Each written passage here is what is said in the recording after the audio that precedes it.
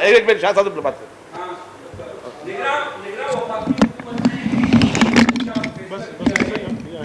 नादरा में अब जो चेयरमैन होगा वो आदर्श सर्विस OGP होगा, तो बहुत ही जबरदस्त फैसला है, सुपर पार्टी फैसले की बात करेगी।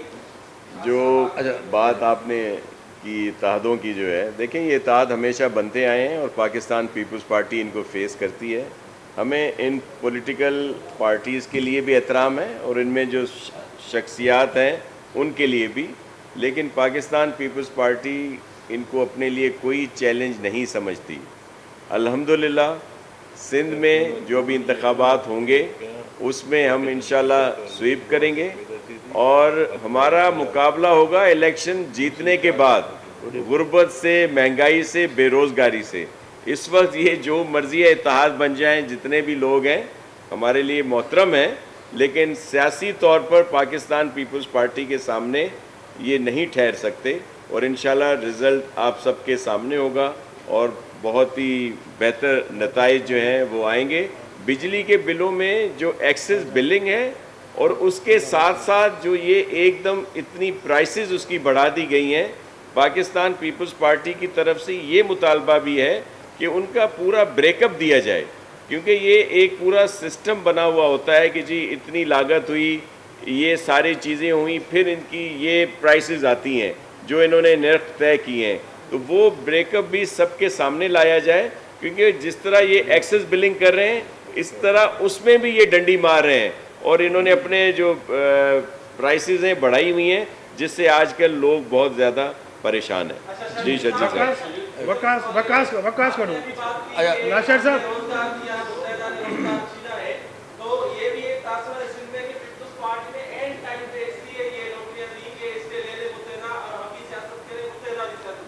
पहले भी स्टे दिए हुए थे इन्होंने भाई, इससे पहले भी मुत्तहदा कौमी मूवमेंट ने स्टे लिए हुए थे।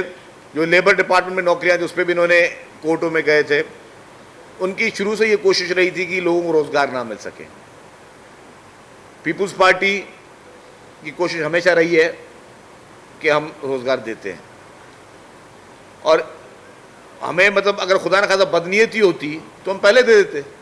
ज़ाहिर है हर चीज़ का एक प्रोसीजर होता है, डिपार्टमेंट्स असेंबलियाँ निकालते हैं, बजट पास होते हैं, फिर वो असेंबलियाँ अनाउंस होती हैं, फिर उनके टेस्ट होते हैं, उन लोगों के टेस्ट हुए हैं, IBA ने उनके टेस्ट किए हैं। IBA भी हाई कोर्ट के हुक्म पे कोर्ट ने कहा था कि जी IBA के टेस्ट के जरिए लोगों को नौकरियाँ दी जाएँ।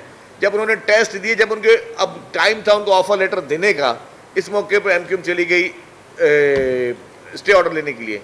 मैं कहता हूँ कितने इस वक्त हज़ारों की तादाद में उन घरों में जो एक खुशी की लहर दौड़ती, इस महंगाई के दौर में उनको रोज़गार मिलता, उनको पैसे मिलते, तनख्वाहें मिलती उनको हाथों में, आज वो सब लोग जो है वो सरापा एहतजाज हैं। लोग एहतजाज कर रहे हैं इस चीज़ में कि जी हमारे ये अदालतों का क्या काम रोज़गार रोकने के लिए।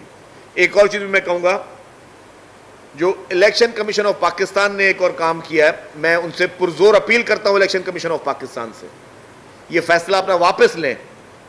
आपके फैसले से भी बहुत बड़े मसले पैदा हो रहे हैं। इलेक्शन कमीशन पाकिस्तान ने कहा कि जी डेवलपमेंट सारी बंद कर दी जाए। पहली बात, इलेक्शन का शेड्यूल जब आया नहीं है तो आप डेवलपमेंट बंद नहीं कर सकते। और आप कौन सी डेवलपमेंट बंद कर रहे हो आपको पता है? किस तरह की डेवलपमेंट हो रही है? डेवलपमेंट वो हो रही है जो आपके सैलाब आए थे, सैलाब के बाद लोगों के ड्रेनेज स्कीम, वाटर सप्लाई की स्कीम्स, रोड रास्ते जो भी खराब हो गए थे, बहुत बड़ी तबाही आई थी, वो सारी रिहेबिलिटेशन की तरफ जा रही थी चीज़ें।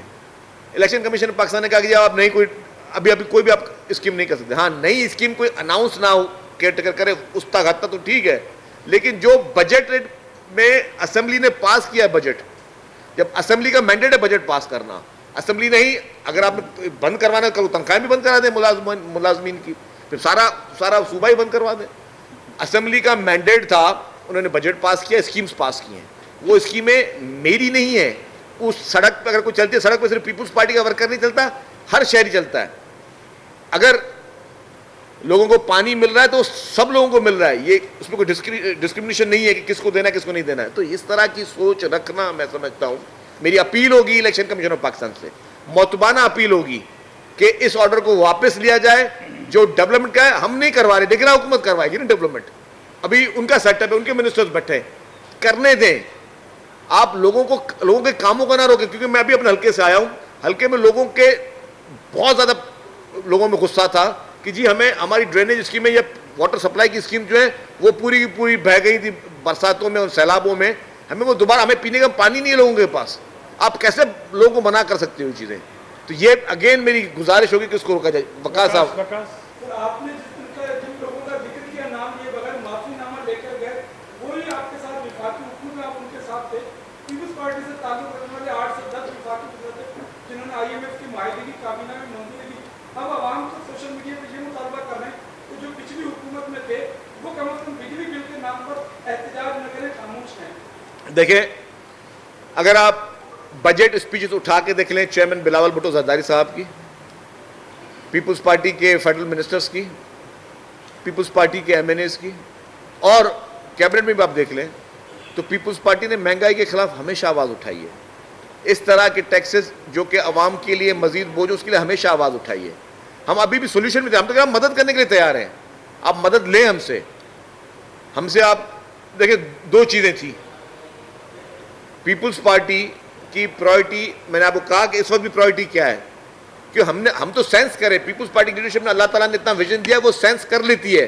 तभी तो पता है 2 लाख पहले, 3 लाख इस साल, 5 लाख लोगों को मुफ्त बिजली दी जा रही है। 10% कुछ नहीं है, सिर्फ